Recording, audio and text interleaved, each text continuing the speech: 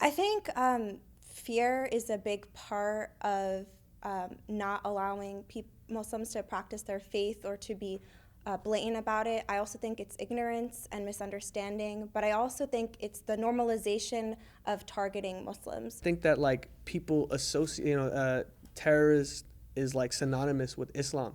Every time someone says the word terrorist, you don't think about any other group of people but Muslims. I realized the older that I got, the reason why my mom was crying was because she knew that her kids were going to face discrimination.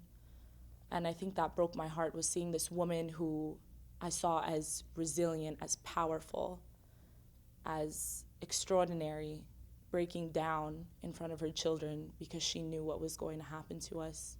When I would step outside of the house, I would always have to prepare myself that, I might be glared at today, as usual. Somebody might say some terrible remarks to me. And I had to prepare myself for that. Every single day before I step out the house, I have to prepare myself for that. And, it's sad because people don't know me. In terms of bullying and my faith, I was one of the lucky ones. I never was really bullied in a sense. I've had the small, remarks, do you have a bomb in there? Or what do you have packing in the back here? Told them it's my ventilation system. Keeps me, cool. My father was a diplomat, so we traveled a lot when I was younger. And I remember the airport process by itself taking a lot longer after 9/11. Like before then, me and my whole family, even my brother, my older brother, we just easy screening, whatever. But then the random selections started getting a lot less random. Like it was almost guaranteed or expected. I'm in the plane, like before we're getting ready to go on the plane, all these people, no one is searched, just me. And it's like, why? It was after I did my own research that I learned to love this identity more and accept it for myself. And I guess it's the same for it would apply to other people, people of the gay community. I'm more open-minded to their experience now because I know how hard it's for me to face that prejudice.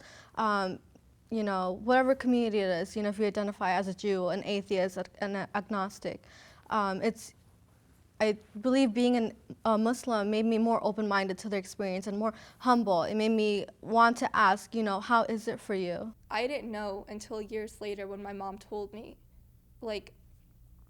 how prevalent the Islamophobia was there even then at the time.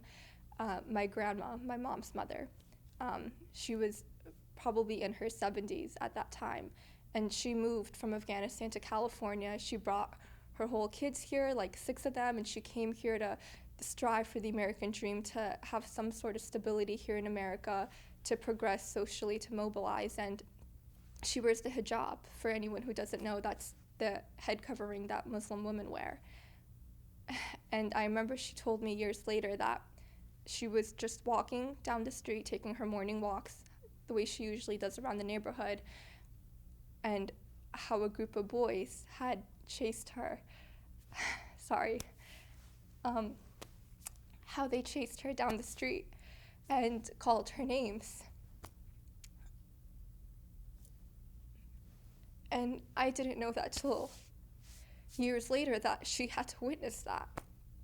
And it's crazy to think, because she came to this country for the reasons that most people come for this country, to strive for the American dream, to make a better life, not just for yourself, but for your family.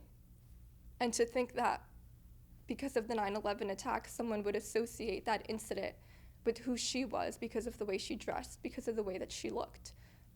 And to somehow link her to that is just completely horrible and unfathomable.